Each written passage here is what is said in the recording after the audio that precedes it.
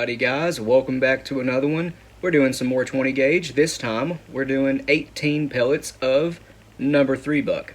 I have never put together a number 3 buck shell for 20 gauge on camera, and this one right here we have found patterns pretty dang well. This is going to be 2 3/4 inch. Total payload will be 1 ounce. Number 3 buck is 25 cal, number 4 is 24. It is just a little bit bigger, but it is a great size nonetheless. What we're using is a 2 3/4 inch 20 gauge Shadot hull. This one is branded Rottweil and it is clear, but it is a 20 gauge 2 3/4 inch Shadot hull. We're using this stuff right here, 18. Should get this up to about 1250 FPS. We're using the TPS 20 gauge wad, although I've mentioned this before, but this is technically an LBC 50, or not 50, an LBC wad in 20 gauge. If you don't know what LBC stands for, it is low bore contact. And you can see right here, maybe, it's hard to pick up, this wad has ribs on the outside of it. In between those ribs, the plastic does not contact the bore. That's why it's called the low bore contact wad, or LBC. For filler, we're using something a bit weird here, a 1/4 inch 20 gauge felt wad. Yes, this is 20 gauge. I mentioned this in a previous video. You need a 1/4 inch to 3/8 inch 28 gauge felt wad, or fiber cushion, cork, whatever you have. I don't have any, I have 20 gauge, and they are easily compressible, so that's what we're using. And lastly, well, not lastly, we're using 18 pellets of this 25 cal number 3 buck. This is actually federal buckshot, and it is exactly 25 cal. Lastly, BSB buffer, and this will need an overshot card. So first, I will slit this wad because they are unslit.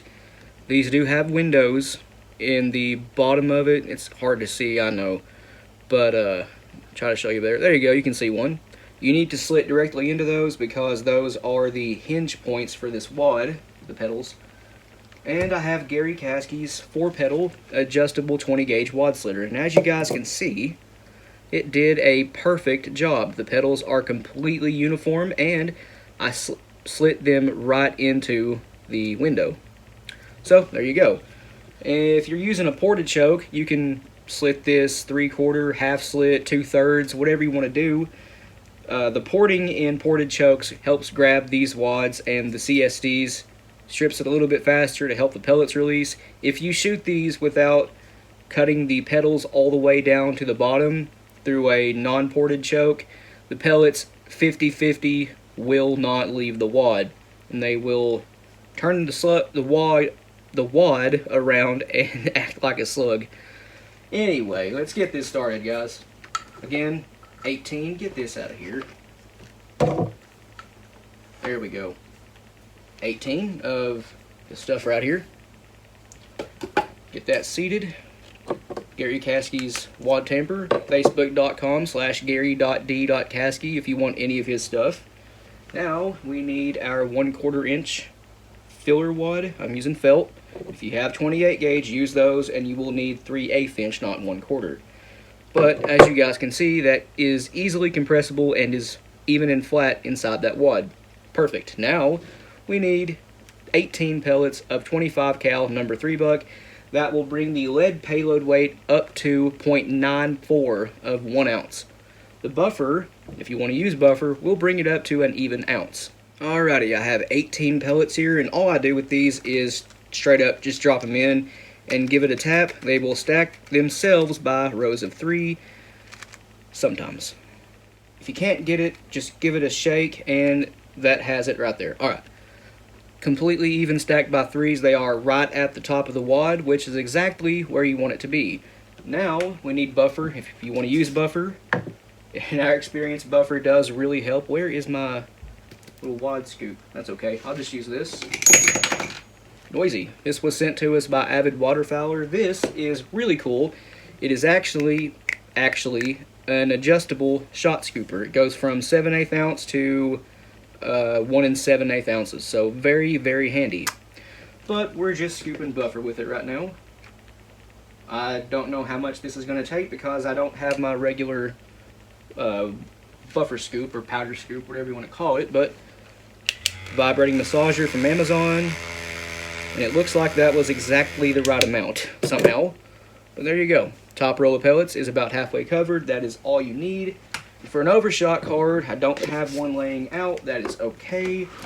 We're just using a 20 gauge Maxi Nitro card. That's it. Drop that right on top and compress that a little bit just to get everything nice and tight in there. And as you can see, stack height is perfect. We are going with a 6-point crimp on this one. Nothing fancy at all. And as you can see, that looks perfect. And finish it off.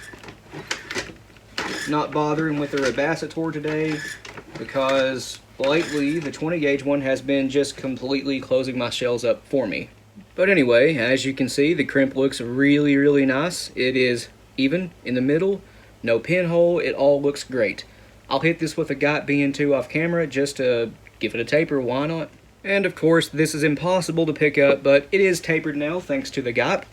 Guys, if you didn't know, number 3 buck is a standard 20 gauge buckshot size, just like number 2 buck is, and number 4 buck. Even sometimes you'll find number 1 buck in 20 gauge, but that's kind of rare. While we're on that subject, the biggest size you can use in 20 gauge would be 32 cal single aught, although it is a kind of tight fit. It's just like putting quad buck 375 or 38 cal quad buck in 12 gauge. It's kind of a tight fit. It is the biggest size. By the way, those do only fit in a straight wall. But guys, tell me that right there does not look like a factory 20 gauge shell with the logo on it stuff there. Again, this is a Rottweil hull. I believe it's actually a slug hull, not buckshot. But anyway, it looks really cool. Really nice crimp on it. And again, the logo makes it look like it left the factory. But it didn't. These clear 20 gauge shells just look so cool to me. They almost look like a 16. They're just a little bit smaller than a 16. And because they're clear, they don't look like 20 gauge shells. The only off-putting thing to me about 20 gauge is the yellow hulls. Yellow is not my favorite color, and I know I'm weird for saying that. The color is what's wrong with the gauge. There's nothing wrong with the gauge. I do like it. I just don't like the yellow hulls. I'm weird, I know. But that's okay. Not liking the yellow hulls is fine with me because I also have green ones and I have red ones. You can see right here. 20 gauge. Really cool. The red ones especially are cool to me. They look like 2 3/4 inch 24 gauge shells to me because 24 gauge is red. I know this has nothing to do with the video, but you can see 20 gauge and 24 gauge. There's not a lot of difference there, guys. They are just about the same size. In fact, the Claybuster 20 gauge wads fit 24 gauge like they were made for it because they are for tapered hulls, and the inside of a tapered 20 gauge shell steps down to 24 gauge. It's the exact right fit. Anyway, I know I'm rambling, but to me 20 gauge hulls in any other color but yellow are just really cool. But anyway, guys, I guess I'll end this one here. I've rambled on long enough. Shotgun shells are fascinating to me. But anyway, please like and subscribe. We always appreciate that. If you have any questions or comments, leave them down in the comment section below, and we'll get back to you. And if you want to, go check out our Patreon. It's as low as $1 a month, and you guys get early access to content. And every penny we get goes right back into the channel. It really helps us out. A link to that, as well as a link to our Rumble, Instagram, and merch store will be in the description below. But other than that, you guys take it easy. We'll see you in the next one.